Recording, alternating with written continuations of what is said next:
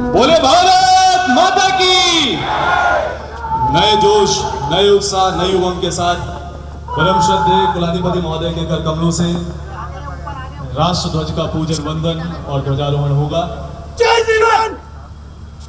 सभी से निवेदन है अपने स्थान पर विधिवत आ जाए। राष्ट्र ध्वज का पूजन, वंदन, ध्वजारोहण।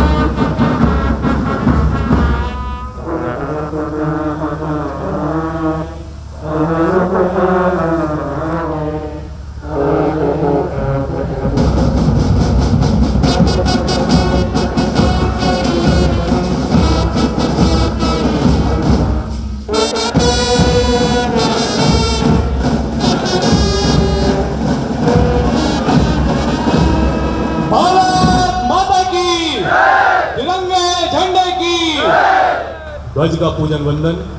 ओम भूर्भुवः स्वः तत्सवितुर्वरेण्यं भर्गो देवस्य धीमहि धियो यो नः प्रचोदयात्। परम श्रद्धेय के माध्यम से राष्ट्र ध्वज का पूजन, वंदन हम सभी को एक प्रेरणा है। ये अवसर है हम सभी के लिए एक संकल्प लेने का कि राष्ट्र के लिए हम कुछ नया कैसे करें। देव संस्कृत विश्वविद्यालय के परम श्रद्धेय कुलाधिपति महोदय यही प्रेरणाएं, यही भावनाएं हम सभी की ओर से राष्ट्रीय ध्वज को व्यक्त करते हुए श्रद्धांजलि, पुष्पांजलि उन वीर शहीदों को, उन अमर शहीदों को।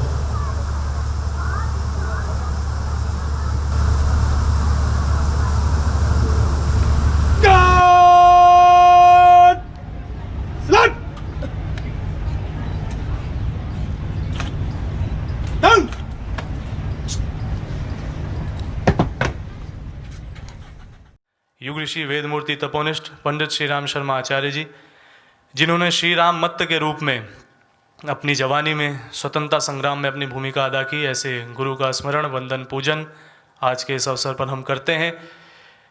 ऐसे युगांतकारी, क्रांतिकारी युग ऋषि का यह विश्वविद्यालय, देव संस्कृत विश्वविद्यालय, सच्चे अर्थों में नए युग में नए भारत को विश्व के पटल पर रखने का प्रयास कर रहा है।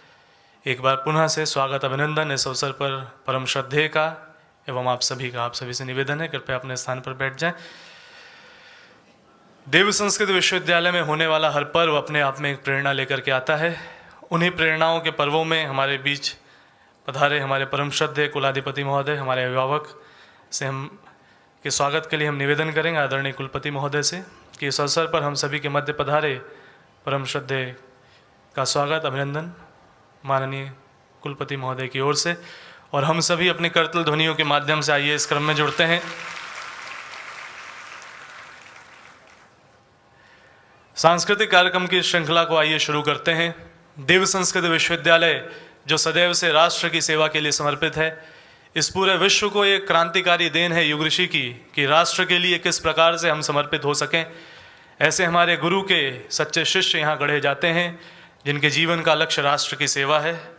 आज के इस अवसर पर हम उन शहीदों को, उन अमर वीर वरदानियों को याद करते हैं और प्रज्ञा गीत के माध्यम से इस सांस्कृतिक कार्यक्रम की शुरुआत करते हैं, जहां पर हम याद करते हैं उन वीरों को, उन संतों को, उन सुधारकों को, उन शहीदों को जिन्होंने राष्ट्र को बनाने के अपना सर्वस्व न्यौछावर किया। प्रस्तुत है प्रज्ञा गीत, देव संस्कृत विश्वविद्यालय के छात्र छात्राओं के माध्यम से उनकी याद करें।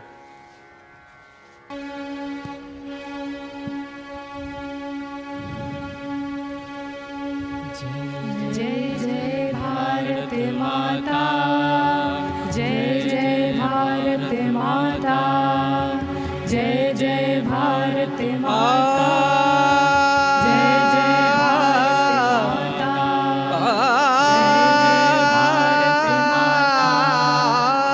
जय भारत माता, जय जय भारत माता,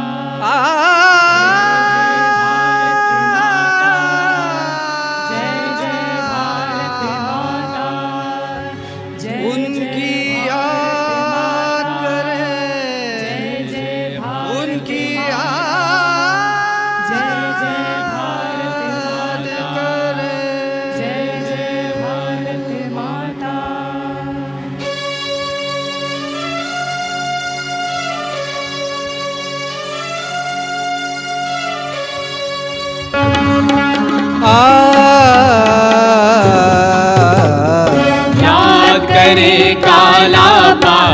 को,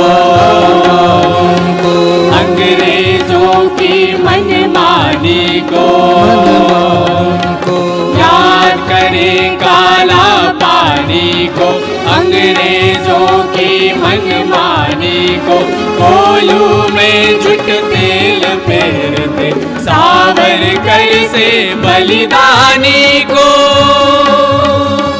अन्यायी से लड़े, अन्यायी से लड़े, दया की मत फरियाद करे, उनकी याद करे, जो बरसों तक लड़े जेल में, उनकी याद करे, उनकी याद करे, जो फांसी पर चढ़े खेल में, उनकी याद करे, उनकी याद करे।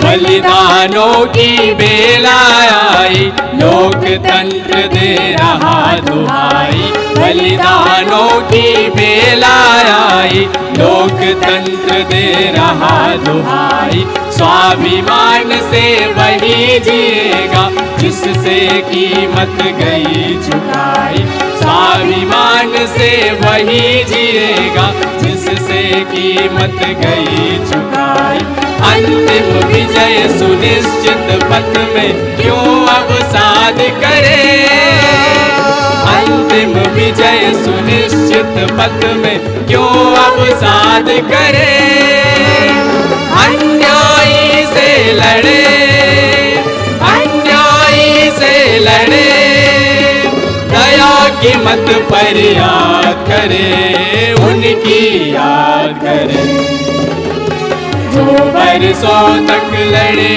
जेल में, उनकी याद करे, उनकी याद करे, जो बरसों तक लड़े जेल में, उनकी याद करे, उनकी याद करे, जो फांसी पर चढ़े खेल में, उनकी याद करे, उनकी याद करे, जो फांसी पर चढ़े खेल में, उनकी याद करे, उनकी याद करे, उनकी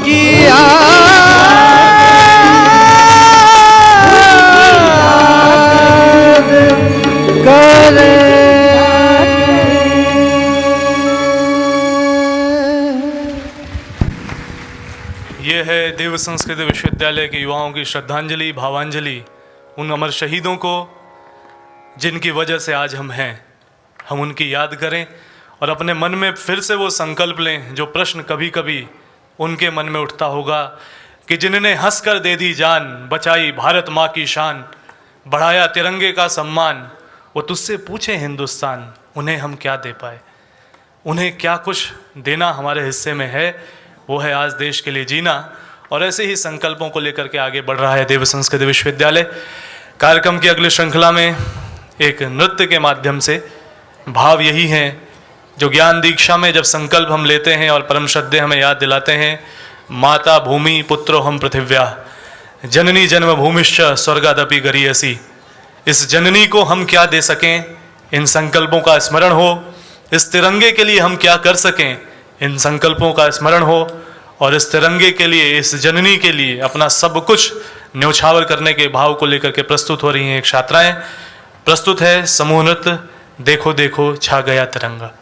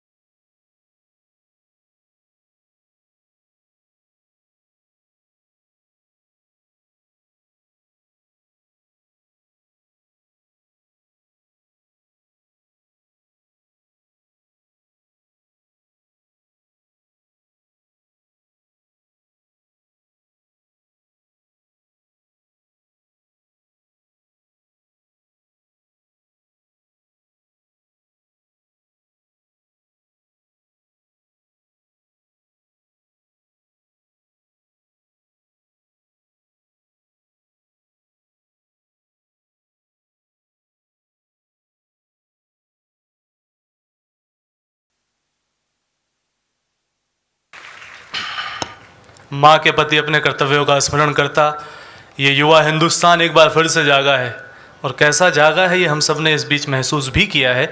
इस क्रम में आगे बढ़ते हुए अब अवसर है हम सभी के लिए कि हम ये देखें कि आज के समय में भी कैसे कुछ लोग कभी कभी सो जाते हैं, अपने ही और अपनों की बातों में कुछ ऐसे खो जाते हैं कि आज़ादी का ये दिन भी उन्हें एक छुट्टी का दिन महसूस होता है, जबकि ये दिन इससे कहीं बढ़ कर के उन शहीदों को याद करने का है और वर्षानुवर्ष उनके लिए कुछ करने का है। इन्हीं भावों को लेकर के एक लघु नाटिका हम सबके सम्मुख प्रस्तुत होने जा रही है, जिसमें भाव यही है कि स्वतंत्रता का ये दिवस हम सभी के लिए नए संकल्पों को जगाने का दिवस है, राष्ट्र के लिए कुछ करने का दिवस है। इन्हीं भावों को लेकर के समाधान परक दृष्टि से प्रस्तुत है लघु नाटिका स्वतंत्रता।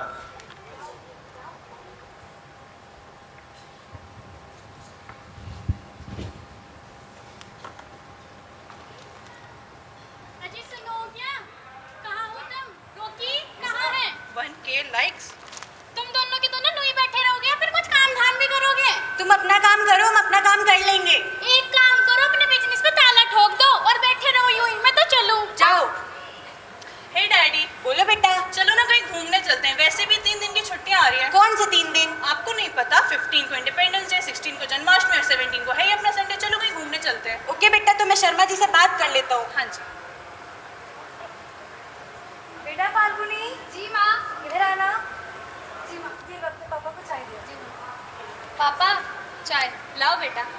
पापा मैंने सोचा इस बार इंडिपेंडेंस डे को कुछ खास आयोजन किया जाना चाहिए। ठीक है बेटा। जी पापा। हाँ गुप्ता जी बोलिए। जी शर्मा जी कैसे हैं आप? हम बढ़िया हैं, आप सुनाइए। हम भी बढ़िया हैं।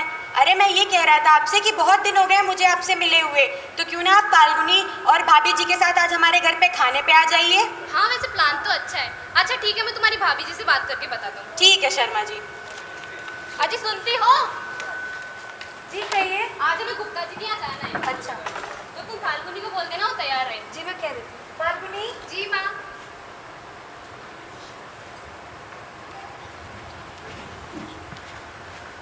अरे भाभी जी कैसे हैं आप? बस बढ़िया। नमस्ते अंकल। नमस्ते आंटी। नमस्ते बेटा नमस्ते। अरे फाल्गुनी बेटा तो बहुत बड़ी होगी। जी आंटी। भाई साहब भाभी जी खाना तो लाजवाब बनाती है। एक यही तो काम ये ढंग का कर पाती है। ना सारे काम तो तुम ही करो, मेहमानों के सामने तो शर्म कर लिया करो। खैर चलो ना अंकल घूमने चलते हैं, वैसे भी 3 दिन की छुट्टियां हैं। कौन सा 3 दिन रॉकी? तुम्हें नहीं पता 15, 16 और 17? बट 15 को तो हमारा इंडिपेंडेंस डे है। अरे बेटा यो इंडिपेंडेंस डे पे हमारा क्या है काम? Mom independence day. समझ गया ना, बस चुप रहे। भाभी जी इंडिपेंडेंस डे हमारे देश के लिए बहुत बड़ा दिन है। हाँ भाई इस दिन हमारे देश को आज़ादी मिली थी। तो अब क्या मिल गई ना इंडिया को फ्रीडम। वैसे भी इंडिपेंडेंस डे मनाने या ना मनाने से इंडिया को फर्क थोड़ी पड़ता है। बेटा अगर तुम्हारी जनरेशन ही ऐसा सोचेगी तो क्या होगा हमारे इस देश का? क्या हम अपने देश के नाम पर 2 दिन भी नहीं दे सकते? अरे भाभी जी आप 2 दिन की बात करती है, मैं हर महीने टैक्स टाइम पे भरता हूँ। अरे भाई एक बात बताओ, क्या सिर्फ टैक्स भरने से तुम्हारी जिम्मेदारियां पूरी हो जाएंगी? जी पापा, हमारी रिस्पॉन्सिबिलिटीज यहीं खत्म नहीं हो जाती। हमारे संविधान में प्रत्येक नागरिक को उनके मूल कर्तव्य प्राप्त है और भारत का नागरिक होने के नाते हम सभी की जिम्मेदारी है हम अपने कर्तव्यों का पालन करें। और भाभी जी अपने बच्चों को पॉकेट मनी दे देने से या बड़े बड़े कॉलेजों में पढ़ा देने से हमारी जिम्मेदारियां पूरी हो जाती हैं। ना भाभी जी नू कहाँ, इनके लिए नई नई ड्रेसें बनाना, इनके कॉलेज के खर्चे, इन्हें मोटरसाइकिल दिलाना, ऊपर से इनका ब्याह कराना बहुत सिर दर्द है भाभी अरे जी। तुम तो रहने ही दो। अरे दोस्त एक बात बताओ, रॉकी मेरा बेटा है, इसके शौक तो मैं ही पूरे करूंगा, इंडिया थोड़ी मेरा बेटा है। Exactly daddy. वैसे भी इस देश में अब रखा ही क्या है, रिलीजन के नाम पे दंगे फसाद हो रहे हैं और आए दिन नेता इस देश को लूट रहे हैं। क्या फायदा इस बारे में सोचकर? मैं भी सोचूं इसे अगले बरस विदेश ही भेज दूं। सुनो रॉकी, दुनिया के हर कंट्री में कोई ना कोई प्रॉब्लम होती है, बट इसका मतलब ये तो नहीं हम अपनी ड्यूटीज भूल जाएं। अच्छा तो तुम बताओ मैं क्या करूं अब? हमारा कल्चर हमें सिखाता है हमें अपने देश से प्रेम करना चाहिए, उसका सम्मान करना चाहिए। अगर हमारे जैसे युवा ही ऐसी सोच रखेंगे तो इंडिया का डेवलपमेंट कैसे होगा? बेटा अगर तुम्हारी बात मान भी ली जाए तो एक बात बताओ, हमारे अकेले के सोचने से क्या हो जाएगा? तुम तो बोल लो ही ना, थारे से तो घर में भी कुछ ना होता है। अरे भाई एक बात बताओ, हमारे देश के सैनिक भी अपनी जान की परवाह किए बिना सरहद पर हमारी रक्षा के लिए ही तो खड़े हैं। और भाई साहब सीमा पे तैनात कभी किसी जवान को ये कहते सुना है आपने कि भाई मुझे अकेले से इस देश का क्या होगा? जी बिल्कुल सही। आजादी के लिए लड़ाई की शुरुआत भी तो मंगल पांडे जैसे वीर पुरुष ने अकेले ही की थी।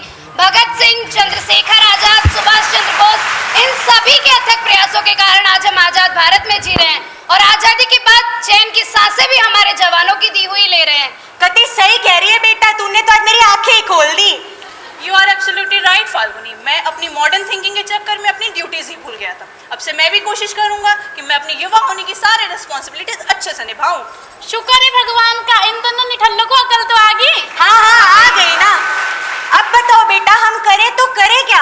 हमें सच्चे देशभक्त बनकर अपने देश की सेवा करनी चाहिए। तो हम सच्चे देशभक्त कैसे बनेंगे? एक तरफ हमारे सैनिक सरहद पर हमारी रक्षा करके अपनी जिम्मेदारियां पूरी कर रहे हैं, तो दूसरी तरफ हम अपनी जिम्मेदारियां कुछ इस प्रकार पूरी कर सकते हैं। वृक्ष लगाएं, पर्यावरण बचाएं, स्वच्छता अपने आसपास ही नहीं बल्कि मानसिक स्वच्छता भी रखें, जल संरक्षण करें, बिजली बचाएं, व्यसन मुक्ति अभियान चलाएं, अच्छे विचार जन जन तक पहुंचाएं। तो क्यों ना हम सभी सृजन सैनिक बन जाए और इस इंडिपेंडेंस डे को कुछ खास मनाएं। इसी के साथ लेते हैं शपथ, करते हैं भारत माँ से गुजारिश कि तेरी भक्ति के सिवा कोई बंदगी ना मिले, हर जन्म मिले हिंदुस्तान की पावन धरा पर, वरना कभी जिंदगी ना मिले। भारत माता की जय, वंदे मातरम। यही है वो प्रेरणाएं, वो संकल्प जो युग ऋषि के इस विश्वविद्यालय से जन जन को मिलती है। परम श्रद्धेय के माध्यम से विविध अभियान जो विश्व में चलते हैं, हम देश के लिए कुछ करने का प्रयास करते हैं। कार्यक्रम की अगली श्रृंखला में हम सभी एक नए भारत को देखने जा रहे हैं। आज जो आज़ादी हमें मिली है साथियों, उसकी बड़ी कीमत हमने चुकाई है। किस प्रकार से युवाओं ने अपना सर्वस्व इस देश के लिए न्यौछावर किया, और आज भारत फिर से इस रूप में खड़ा हुआ है कि यदि आज भी हमारी आज़ादी पर कोई अपनी बुरी नज़र डालेगा तो हम घर में घुस कर मारेंगे। ऐसे ही ऊर्जा को लेकर के देव संस्कृति विश्वविद्यालय के युवा प्रस्तुत हो रहे हैं एक समूह नृत्य अरमानों पे।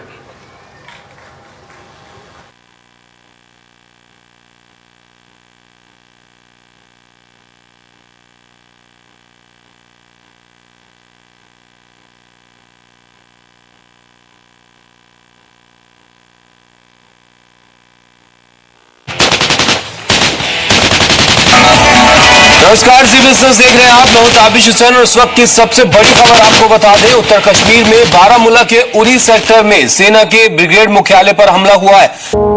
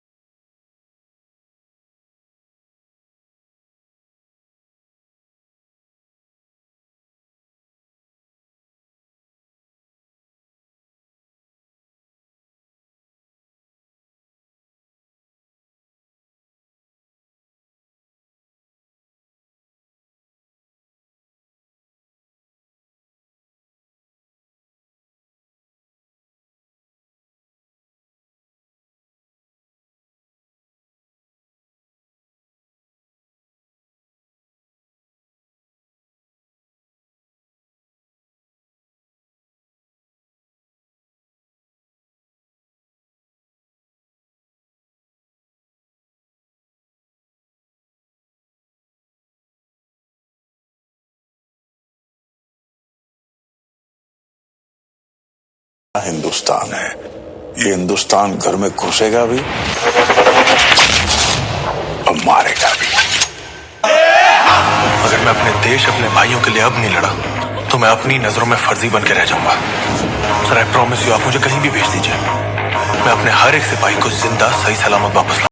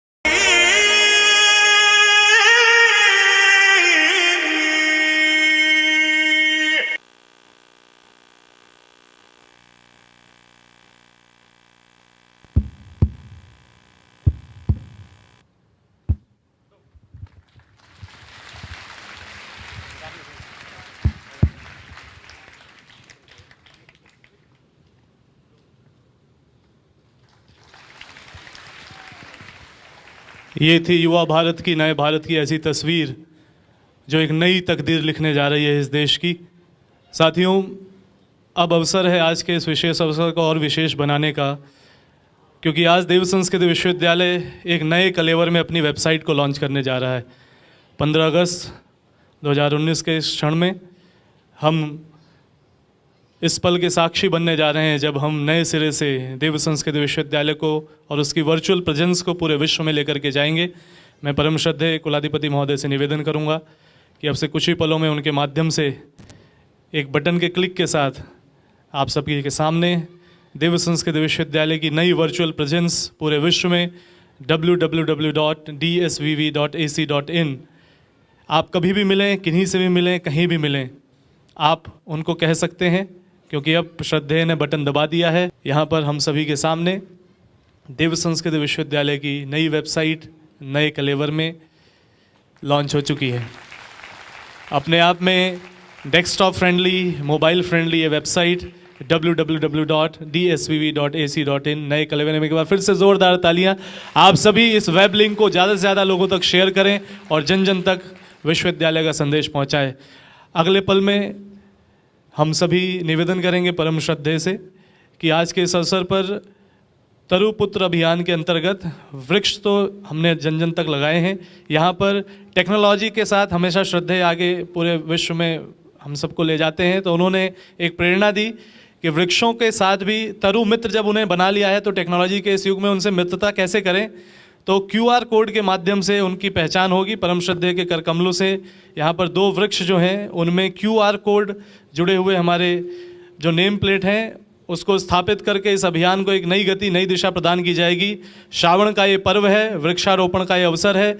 बिल्व पत्र, बेल के पेड़ में QR कोड और नेम प्लेट की स्थापना, और साथ ही साथ श्रावणी पर्व पर श्रावणी के इस पौध में QR कोड, इस QR कोड को अपने मोबाइल से स्कैन करके इस वृक्ष से जुड़ी सभी साइंटिफिक इन्फॉर्मेशंस को लिया जा सकता है। एक बार पुनः से हृदय से आभार, धन्यवाद परम श्रद्धेय का। एक नई शुरुआत तकनीकी के इस युग में हम सभी के लिए। साथियों, देश को आज़ाद हुए 7 से ज़्यादा दशक हो गए और अब से कुछ ही वर्षों में हम सभी 75वीं वर्षगांठ इसकी मनाने जा रहे हैं। इस अवसर पर, आज के इस अवसर पर हम परम श्रद्धेय से निवेदन करेंगे, प्रार्थना करेंगे कि एक और जहां देश के सामने समस्याएं भले ही कितनी हैं, पर राष्ट्र का गौरव, देश का गौरव पूरे विश्व में गान करते हुए हम सभी की ओर से एम्बेसडर बनकर के जन जन के बीच में जाते हैं। शिक्षा हो, स्वास्थ्य हो, स्वावलंबन हो, पर्यावरण हो, व्यसन कुरीति उन्मूलन हो, इसके माध्यम से राष्ट्र की सेवा को करने के विभिन्न आंदोलन जिनके माध्यम से पूरे विश्व में चलते हैं, जो सदैव से युवाओं को एक बार पुनः से इस देश को सांस्कृतिक, आध्यात्मिक रूप से खड़ा करने का संदेश देते हैं। ऐसे हमारे परम श्रद्धेय आज एक बार पुनः से जब नया भारत नए सिरे से विश्व के सामने खड़ा हुआ है, तो क्या नई प्रेरणाएं, क्या नए संकल्प हम लें। निवेदन करेंगे श्रद्धेय से उनके विशेष मार्गदर्शन एवं उद्बोधन। परम पूज्य गुरुदेव और परम वंदनीय माता जी की सूक्ष्म उपस्थिति में यहाँ बैठे हमारे सभी प्यारे प्यारे बच्चों, छात्र छात्राओं, अध्यापकगण, अधिकारीगण और अन्य सभी भाइयों बहनों, आज सुखद कॉम्बिनेशंस 3 हैं। आज रक्षाबंधन भी है, आज हमारा स्वतंत्रता दिवस भी है, और तीसरा महर्षि अरविंद का जन्म दिवस भी है। उन अरविंद का जिन्होंने कि अपना एक बहुत बड़ा जीवन तपश्चर्या में बिताया, मौन तप करते हुए।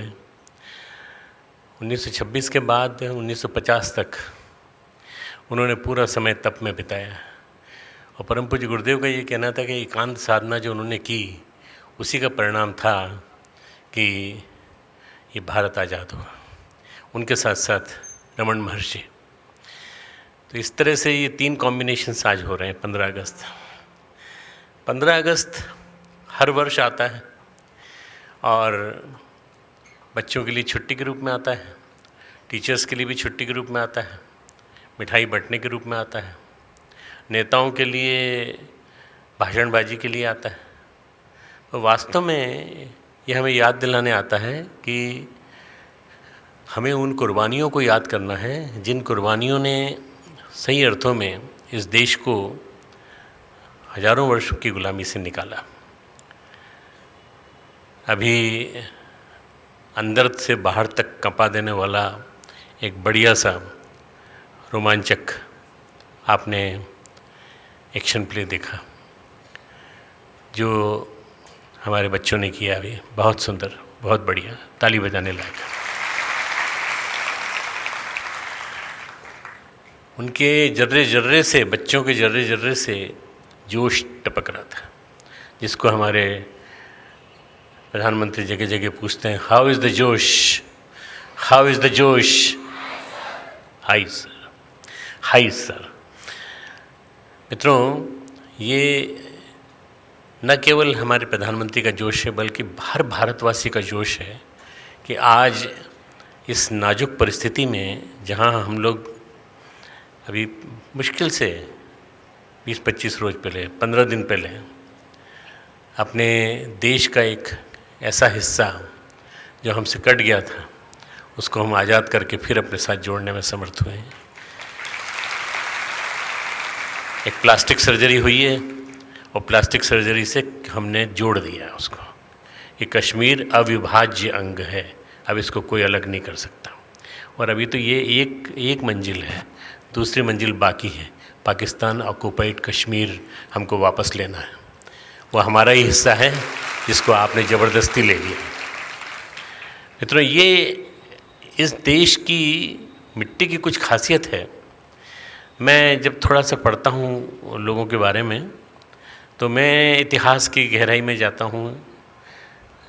हमारे यहाँ एक बच्ची थी विद्यापीठ में, उस बच्ची ने मुझे किताब ला के दी, क्रांतिकारी भगत सिंह के ऐतिहासिक दस्तावेज।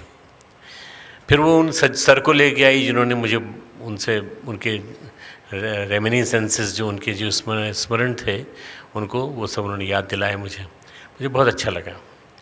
भगत सिंह मुश्किल से 23.5 साल के थे जब उन्होंने अपना शरीर स्वेच्छा से इस राष्ट्र यज्ञ की आहुति के रूप में दे दिया।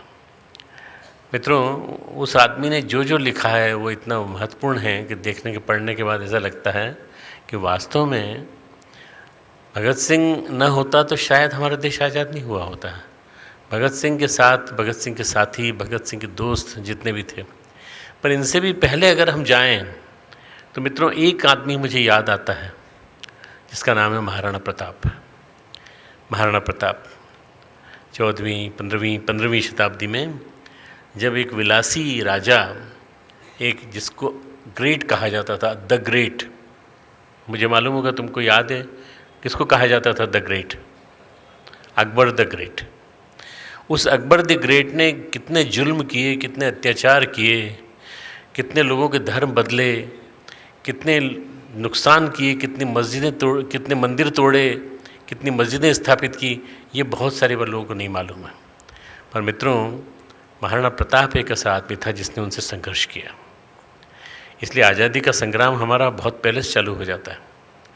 हमारा चालू हो जाता है महाराणा प्रताप से, फिर हमारा आगे आता है तो गुरु गोविंद सिंह तक, और गुरु गोविंद सिंह के साथ साथ हमारे जो अन्य गुरु थे, उनकी वाणी, गुरु ग्रंथ साहब, उसने जो एक क्रांति की, ये सारी की सारी चीज़ें बताती हैं कि एक क्रांति एक सतत चलने वाली प्रक्रिया, सातत्य होता है इसमें, निरंतर चलने वाली प्रोसेस है। और तब जाकर के एक कचरा, सदियों पुराना कचरा साफ होता है। तो ये जो हमारे देश में महाराणा प्रताप की क्रांति थी, बहुत गजब की थी। बाकी राजा तो जाने जाते हैं राजस्थान के कि उन्होंने बहुत शाही तरीके से अपना जीवन बिताया। मित्रों, महाराणा प्रताप ने तो घास की रोटी खाई थी। वो भी एक बार एक बिलाव लेके भाग गया था तो उनके बच्चे भूखे रह गए थे। भीलों ने उनकी मदद की, और भी जो कुछ था, जो कुछ भी उनके पास साधन थे, वो सब चले गए थे। इसके बावजूद भी आखिर तक अकबर के सामने सिर नहीं झुकाया। एकमात्र हमारे देश का एकमात्र ऐसा राजा, राजपूत राजा महाराणा प्रताप, जिसने कभी सिर नहीं झुकाया और आखिर तक वो लड़ते रहे लड़ते रहे लड़ते रहे और अंत में जब उन्होंने जान दी तो वो जंगल में शहीद हुए हैं और नेचुरल डेथ बने, नेचुरल डेथ, किसी के द्वारा नहीं मारे गए। मित्रों, ये जो महाराणा प्रताप की जो ज़िंदगी है ये हमारे लिए प्रेरणा का स्रोत है।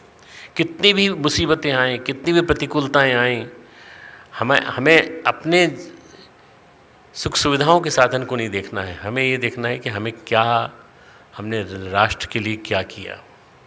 आज वहाँ का मेवाड़ का बच्चा बच्चा कहता है छाती ठोक कर, हम हैं महाराणा प्रताप के वंशज, और हम वो हैं जो आखिर तक हमने ची नहीं किया, बिल्कुल किसी तरह से आखिर तक हमारे महाराणा ने जान नहीं दी अपनी, और किसी तरह से मुग़लों के गुलाम नहीं बने।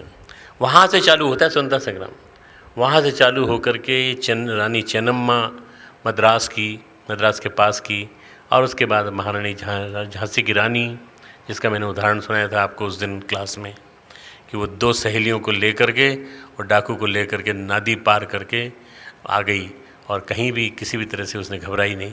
तो 17 साल की उम्र में, 18 साल की उम्र में, 23 साल की उम्र में उसने अपना शरीर छोड़ दिया। वो कहाँ से कूदी थी? वो जहाँ से वो कूदी थी मित्रों, वहाँ मेरा स्कूल था, जहाँ मैंने मिसिल्स हायर सेकेंडरी स्कूल से मैंने 8th 9th किया था, तो ग्वालियर में। तो वो ग्वालियर के किले से अपने घोड़े के साथ कूदी थी, और कूदने के बाद घोड़े ने दम तोड़ दिया। उसका जो घोड़ा है चेतक की तरह से वीर था, उसकी वहाँ समाधि बनी है, उसका वहाँ बहुत बड़ा वो बना है। मित्रों, ये जो महारानी लक्ष्मीबाई, तात्या टोपे और ये जितने भी लोग हैं, ये हमें बताते हैं कि सतत चलता रहेगा संग्राम। तुम सब लोग ज्वाइन होते रहो, कभी भी गुलामी को अपने ऊपर हावी मत होने दो। ये गुलामी जो है हमारे चिंतन में 47 के बाद भी थी। 47 में हम आज़ाद तो हो गए, 1931 में भगत सिंह ने कुर्बानी दे दी, उसके बाद देखते देखते कई लोगों ने दे दी। दक्षिणेश्वर की मिट्टी को हाथ में लेकर के लोग शहीद हो गए, फांसी के फंदे गले में डाल लिए और मर गए सब के सब। और ऐसे लोग थे जिनके माता पिता को, जिनके रिश्तेदारों को ये भी नहीं मालूम कि हमारा बच्चा कहाँ गया। ऐसे कई लोग, हजारों लाखों लोग, जिन्होंने अपने देश के लिए, आज़ादी के लिए सब कुछ किया। पर हम लोग उनको याद न करके हम उनको याद करते हैं जो बड़ी बड़ी कैडिलैक गाड़ियों में, बड़ी बड़ी गाड़ियों में घूमते हैं और विलासी का जीवन जीते हैं, या फिर जिससे राष्ट्रघाती जीवन जीते हैं। अभी कुछ लोगों के बयान आ रहे हैं कि ये जो हुआ है कश्मीर का, जो ये क्रम गलत है, भारत को ऐसा नहीं करना चाहिए था, भारत शुरू से शांति प्रिय देश रहा है। वो कहते हैं, उनका बयान है, मैं अपना बयान नहीं कह रहा हूँ, मैं उनका बयान कह रहा हूँ। शांति प्रिय देश रहा है, उसने कभी ऐसा नहीं किया। मित्रों, हमारे देश में 4-5 वीर हैं जो यहाँ पौड़ी ज़िले में पैदा हुए हैं। 4-5 वीर। एक वीर है जिसका नाम है, जो हमारे देश का सेनापति है, क्या नाम है उसका, बताओ?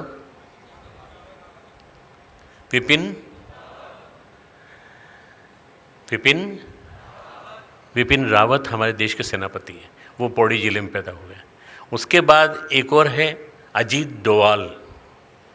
अजीत डोवाल 15 साल तक पाकिस्तान की आर्मी में उन्हीं के एजेंट बन के रहे, और सारे जासूसी भेद पता लगा करके पाकिस्तान से आए, तो यहाँ उनका स्वागत हुआ। और तब लोगों को मालूम पड़ा, पाकिस्तान के लोगों को, बेवकूफ़ों को, मर्दूदों को, कि हमारे बीच में जो था वो आर्मी का, इंडियन आर्मी का फौजी था। मित्रों, बहुत गजब का आदमी, बहुत गजब का आदमी। ये जो हमारी सर्जिकल स्ट्राइक जो हम लोगों ने की, वो केवल डोवाल की इमरजेंसी में बनाई गई प्रोसेस थी, कि अगर हमने ये नहीं किया तो ये मानेगा नहीं। हालत ये है कि पाकिस्तान में सबके होश फाख्ता हो गए हैं, सब खत्म।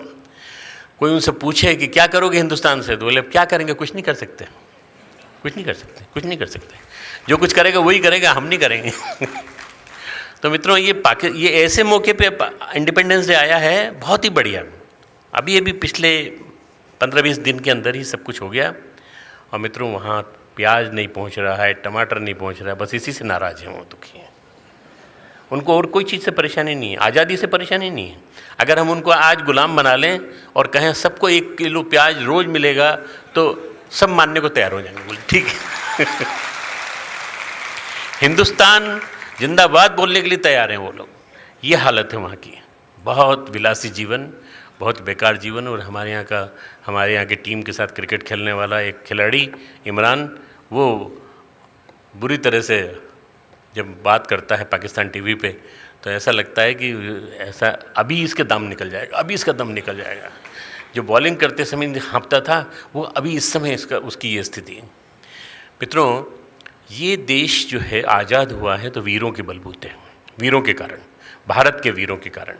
और भारत के वीरों के कारण आज़ाद हुआ है। ये 47 के बाद जिन लोगों ने राज बहादुर बन गए, कई लोग वो बन गए, राय बहादुर बन गए, कई लोग क्या क्या बन गए। अंग्रेज़ों को पैसा दे दे के अंग्रेज़ों को वो देते थे, गिफ्ट के रूप में बास्केट्स देते थे, तो उन्होंने उनको बना दिया राय बहादुर और कुछ उपाधियां दे दी। उन लोगों ने इस देश का जितना नुकसान किया है उतना किसी ने नहीं किया। हमारा देश जो है ऐसे ऐसे देशघातियों के नाम से भी फेमस रहा है, जिन लोगों ने देश की सारे सीक्रेट्स जो हैं वो पूरे विदेश को बेचे, अंग्रेज़ों को बेचे। मित्रों, ये तो होता है हर देश में, हर चीज़ में, ये हर कंट्री में ये प्रोसेस होती है। पर सबसे बड़ी बात यह है कि अपने देश में ऐसे लोग भी हैं, जैसे डोवाल जैसे, और ऐसे ईमानदार जैसे, और मोदी जी जैसे, और अमित शाह जैसे, जिन्होंने अपने आप को पूरी तरह से लगा दिया। और लगा दिया तो ऐसा लगाया कि हमारा देश आज, और एक देखिए देश की रक्षा मंत्री कौन, उस समय थी निर्मला सीतारमण, एक शक्ति की रूपा, शक्ति स्वरूपा। अभी हैं हमारे राजनाथ सिंह। तो ये लोग जो हैं मिलकर के जो भी कुछ कर रहे हैं मित्रों, आपको उस पर विश्वास होना चाहिए, आपको उस पर विश्वास होना चाहिए। और मेरा मन तो करता है मिलिट्री साइंस का कोर्स चालू कर दूँ यूनिवर्सिटी में यहाँ पर, ताकि लोगों के मन में ये भरोसा आ जाए कि देव संस्कृति विश्वविद्यालय पूरी तरह से भारतीय संस्कृति और भारतीय संस्कृति के साथ साथ इन सब चीज़ों में रुचि रखता है देश की रक्षा के लिए। एक खून खोल उठता है जब अंदर से, जब कोई देश का आदमी जासूस निकलता है और वो सीक्रेट्स बेचता है भारत के महिलाओं के द्वारा आकर्षित होने के कारण, वहाँ की पाकिस्तानी औरतों के द्वारा आकर्षित होने के कारण वहाँ को सीक्रेट्स बेच देता है। मित्रों, जिस देश का अस्तित्व नहीं है, जिस देश के पास कुछ भी नहीं है, जिस देश के पास कोई गौरव नहीं है, उस देश से सौदेबाजी करना मतलब ये कि अपने आप को पूरी तरह से बेच देना, अपनी आत्मा को बेच देना। हमारी आत्मा बिकने की नहीं है, हमारा शरीर बिकने का नहीं है। ये अगर गर्व से कह सकें हम लोग, और ये गर्व से कहकर हम लोग अपने देश के लिए कुर्बान होने के लिए भी तैयार रहें, ज़रूरत पड़ी तो हम ये पूरे विश्वविद्यालय की ओर से लिख करके देंगे कि जब भी सैनिकों की ज़रूरत पड़े और आपके पास कोई कमी हो तो आप हमें कहिए, हम भेजेंगे सैनिक यहाँ से आपको देंगे। मित्रों, आज के दिन उसी को याद करने का दिन है। आज का दिन उसी को याद करता है कि हम अपने देश को आज़ादी का मज़ा वही लेता है जिसके पास, जिसने देखी हो, आज़ादी देखी हो। परिंदा जब उड़ता है तो आज़ाद उड़ता है। तो मित्रों, हमारा देश आज़ाद है, आज़ादी की दिशा में और आगे बढ़ रहा है, और अभी इसका और विस्तार होगा। सियाचिन ग्लेशियर हमारे आज़ादी की एक सिंबॉलिक लड़ाई है जो बहुत ऊंचाई पे होती है, उसमें हमारे सैनिक लड़ते हैं। सियाचिन के इलाके में एक बहुत बड़ा हिस्सा चीन ने ले रखा है, उसको भी हमको मुक्त कराना है। और पीओके को मुक्त कराना है, फिर एक आज़ाद कश्मीर पूरा वो और ये वाला हमारा कश्मीर दोनों मिलकर के एक बढ़िया कश्मीर बनेगा। तब हम इसको एक ऐसा स्पॉट बनाएंगे जहाँ भारत का हर व्यक्ति गर्व से जाए और कहे ये मेरा कश्मीर है, ये मेरा कश्मीर है। कश्मीर के साथ मित्रों हमारी बहुत बड़ी पुराना संबंध है। कलहट हमारे ऋषि थे, वो वहाँ के थे। लल्लेश्वरी वहाँ की तांत्रिक देवी थी, जो कि जिसने कि बहुत साहित्य लिखा है, कविता भी लिखेंगे। हमारा कश्मीर हमारा था, हमारा है और हमारा रहेगा। ये जो जितने भी लोग हैं, अच्छा आप देखिए तो सही कितना बढ़िया हो रहा है कि सारे देश पूरे विश्व के सारे देश एक स्वर से हरिद्वार बोलता हूँ मैं, एक स्वर से हिंदुस्तान के साथ हैं कि हिंदुस्तान ने अगर किया है तो सही किया है, तुम कुछ नहीं कर सकते, पाकिस्तान को तुम कुछ नहीं कर सकते। अभी हमको बलूचिस्तान को आज़ादी दिलवानी है, बलूचिस्तान भी उनका एक हिस्सा है। और इसके बाद फिर बचेगा पंजाब, छोटा सा टुकड़ा होगा तो हमारे साथ जुड़ जाएगा, कोई दिक्कत नहीं। तो पाकिस्तान के टुकड़े टुकड़े हो जाएंगे। ये आने वाले 20-25 साल में पाकिस्तान के टुकड़े टुकड़े होना सुनिश्चित बिल्कुल। ये जो मित्रों आने वाले दिनों की जो सफलता की कहानियाँ हैं, ये आज इन लोगों ने लिखी हैं, जो लोग आज हमारे साथ हैं। ये आज आज़ादी के दिन, आज़ादी के स्वतंत्रता दिवस के दिन हमें याद दिलाता है कि हम सबको अपना अंदर का वजूद बनाए रखने के लिए, अंदर की हिम्मत बनाए रखने के लिए अपने आप को ज़िंदा बनाए रखना चाहिए। और हमेशा माँ की जय, भारत माता की जय। आज माँ को याद करने का दिन है। माँ के रूप में भारत माता हमारी अपनी माँ है, और माता भूमि ही पुत्रो अहम पृथिव्या, भूमि मेरी माता है, मैं पृथ्वी का पुत्र हूँ। तो इस पृथ्वी का पुत्र हूँ जिस पृथ्वी पर मेरा जन्म हुआ। भगवान करे हर साल हर जन्म में जब भी आप किसी भारतवासी को जन्म दें तो उसको भारत में ही जन्म दें, कहीं और विदेश में जन्म देने के बजाय यहीं जन्म दें। मैं भी यहीं जन्म लेना चाहूँगा, कहीं और नहीं जाना चाहूँगा। अब रक्षाबंधन है आज। रक्षाबंधन का सुबह से मैंने शुरुआत कर दी। मैंने जी ने 5:15 बजे से राखी बंधना चालू हो गई थी। ये एक ऐसा प्यारा पर्व है जिसमें कि भाई बहन के रिश्ते को याद किया जाता है। आप लोग सब इसके बाद यहाँ से फ्री होने के बाद वहाँ आना, जी से राखी बंधवाना, और जो बहनें बैठी हैं, लड़कियाँ बैठी हैं, मुझे राखी बांधना। तो मैं वहीं मिलूँगा आपको, यहाँ से वहाँ जाके वहीं आऊँगा सीधा। तो आज दिन भर यही क्रम करना रहेगा पूरा का पूरा। रक्षाबंधन एक ऐसा पर्व है जिसके माध्यम से हम अपने को याद दिलाते हैं कि ये परम पावन पुनीत संबंध है, आध्यात्मिक संबंध है, भाई बहन का संबंध। हम अपने आप को इस बंधन के माध्यम से बांधकर अपने आप को रक्षा के प्रति प्रतिबद्ध करते हैं। आज रक्षाबंधन में एक राखी बांध लो अपने साथ, इस तिरंगे के साथ राखी बांध लो। बस ये तिरंगा जब तक है तब तक मैं रहूँगा, और जब तक तिरंगा को कोई चोट पहुँचेगी तो मैं सबसे पहले रक्षा के लिए आगे आऊँगा। तिरंगे के साथ राखी बांध। बस ये ट्राई कलर जो है हमारा, आज हम लोग अभी मैं और चिन्मय अभी सुपरवाइज करके आए। बड़ा तिरंगा अपना लहरा रहा है हाईवे पर। अब उसको हम जल्दी से जल्दी उद्घाटन कराना चाहते हैं 3-4 महीने के अंदर ही, क्योंकि उसकी थोड़ी सी और फाउंडेशन वर्क, उसका ड्रेसिंग अप बाकी है। फिर उसके बाद रक्षा मंत्री आएंगे, रक्षा मंत्री उसका उद्घाटन करेंगे। तो हमारा एक ये वाला हिस्सा जहाँ पर हमने शहीदों के वो लगा रखे हैं स्मृति चिन्ह, और वो वाला हिस्सा जहाँ हमारा झंडा लहरा रहा है, तो सरकार के आदेश के अनुसार नहीं, बल्कि हमारा भी मन था कि हम झंडा लगाएंगे। तो इतना बड़ा झंडा लहरा रहा है वहाँ पर, वो हमेशा लहराता रहेगा और वो याद दिलाता रहेगा ये विश्वविद्यालय हजारों लाखों विश्वविद्यालयों में अलग है, और अपने आप में एक नया एक चिंतन देता है कि हर व्यक्ति को ऐसा होना चाहिए जैसा ये तिरंगा चाहता है, वैसा होना चाहिए। खूब खूब मंगल कामनाएं, खूब खूब आशीर्वाद। परम श्रद्धेय के माध्यम से हम सभी ने कुछ नए संकल्प, कुछ नई प्रेरणाएं पाई।